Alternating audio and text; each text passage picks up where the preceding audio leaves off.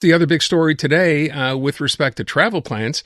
So last week it was Cuba and the situation there. We have many Canadians, many Quebecers stranded there as well because of what's going on, fuel shortages, etc. And now, of course, yesterday, or I guess this would have been on Saturday when this started to break, what's going on in, of all places, Puerto Vallarta, a very popular Quebec and Canadian tourist destination. And you may have seen some of the visuals here, cars being torched, explosions, gas stations set on fire, all this in the wake of the Mexican military taking out one of the main, I guess, if not the number one guy, cartel people in the entire state or country, rather, of Mexico. We've heard there have been various people on the air, but this is great. Sheila Copps, you may remember the name, former federal minister in this country. She was Minister of Heritage, Minister of the Environment, served as, of course, a Deputy Prime Minister under Jean Chretien, who happens to be in Puerto Vallarta and on the line.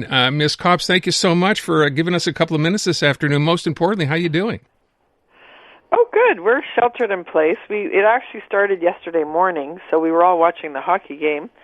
And in our condo, they sent a notice out basically saying around the end of the third period, we were thinking of going out, and there was a notice that came saying, relative to what's going on outside, please don't leave your condos. So we've been hove off since early yesterday morning.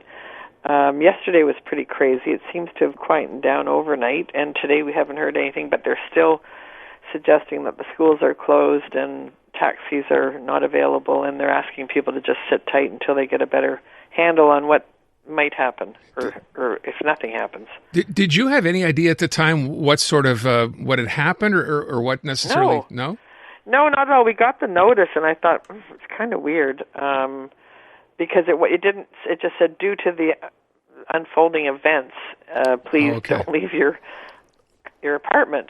And then there was a notice from the government of Jalisco, which is the state government, followed by another notice from the president of the whole place, Mexico. So it was obviously, but we don't face the town. My brother-in-law is visiting, and he's down the street on a higher balcony that faces town, and he saw everything, like about 25 cars being set fire and fires everywhere, and some buses, and some they actually had one equivalent to a 7-Eleven was burnt out, and a lot of chaos going on yesterday for sure. Are you down there for the winter? Are you just down there visiting for a vacation? Yeah, no, my brothers-in-law are here visiting. They're supposed to leave on Thursday. Actually, my brother has he's from Montreal, has friends who are leaving to go to the airport on Sunday, which was the day that everything all blew up. Yeah. And then he got a notice from somebody saying, don't go to the airport. And you saw the people all running around at the airport because it got a little crazy.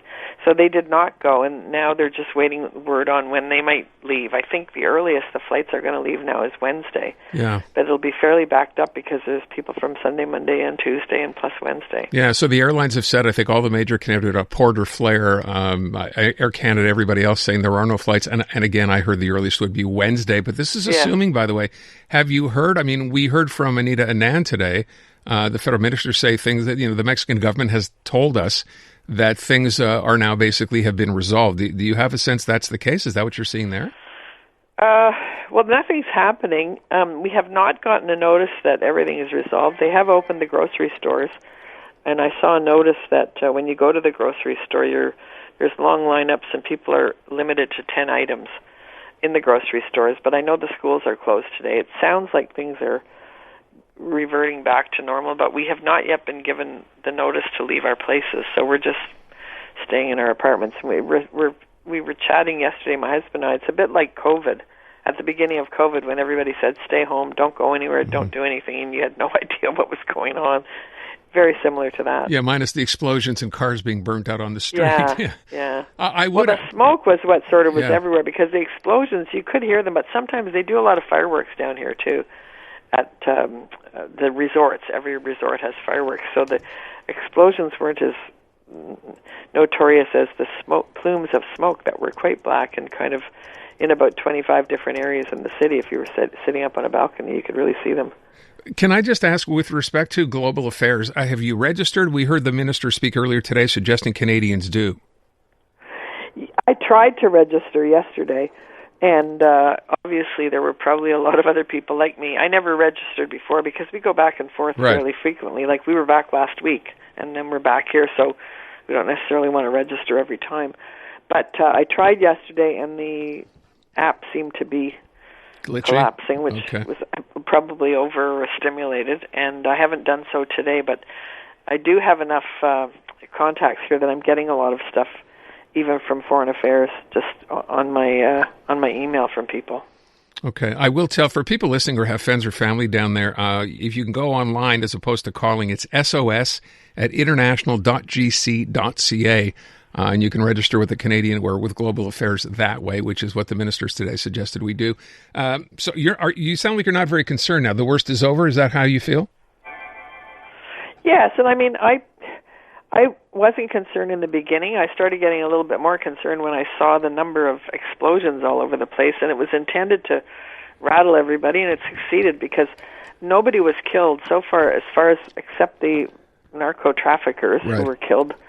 Sounds like by the government, but where we're here, it's a bit of a tactic to scare people. So I've heard about it before in different parts of Mexico. I've never actually been subject to it because it's never happened in Puerto, and I think it's pretty scary because it is a good destination for people to come for vacation, and I think this is going to really hurt the government, which is what the narco traffickers are trying to do, is hit out on the economy. Well, it certainly doesn't help, as you said. I saw the same video of people actually in the airport running to get out of the airport, many of them just leaving their bags, I guess basically running for their lives. There were cars set on ablaze just outside the Puerto Vallarta airport as well.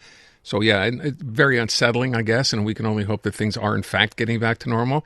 I did hear the minister, and even by like the in way. our condo, we had some of the employees stayed over at the condo last night because it was safer than being out in the streets, so in the small houses. So, I think if you're in a secure condo, I don't think there's an issue, but it's certainly, until we get the full green light from the government, we won't be going out. I did hear the minister say today, she gave a press conference this morning, this is Anita Anand, saying that 2 Canadians had reported with injuries. They are non-life-threatening. 2 out of the 8,000, I think, that registered over the past day or so, and 1 report requiring financial assistance. You know, I guess if you're there and you had planned to go home and budgeted to, stay the number of days that you did, and now found yourself in this situation, you could reach out to Global Affairs. I'm not sure what help you would get, but someone apparently did. Well, they probably also, you might even have a situation where you've spent all your money and you can't access the bank machines. But I think the issue for food is probably more crucial, because I know the people that were staying at our place last night were getting food from people were just donating food and getting food to people that didn't have it. We happen to have enough food in our place to last for a couple of weeks, so I'm not concerned. But some people, let's say you were planning to leave today and you've eaten all your food. It can be an issue, but luckily nobody was killed, so that's a blessing. All right, I will leave it at that. Thank you so much. I do appreciate your time, and maybe we can check in with you tomorrow, see how things are doing then. Thank you so much for the call. Very much appreciated. Sheila Copps. And again, you may remember she's been around for a while, served under Jean Chretien. She was Deputy Prime Minister in this country for a while, and now out there in Puerto Vallarta trying to enjoy some vacation time and dealing with what's going on. It's funny, I've been to Puerto Vallarta on many occasions on the way to another place called a little town called Sayulita, another one called Punta Mita. There's only one highway. So when they started setting blazes and putting blockades up, that basically cut you off from getting anywhere in Puerto Vallarta. So it's pretty serious.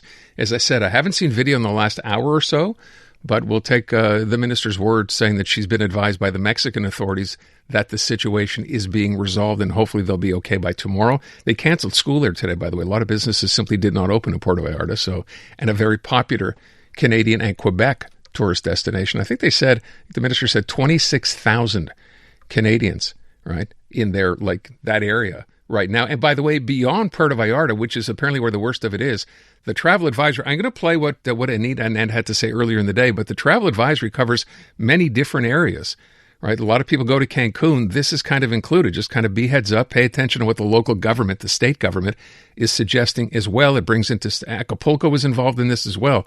So many of the major Mexican towns, resort towns, tourist towns, have been made to, or been told, just to be aware this is going on. That's as much as we know.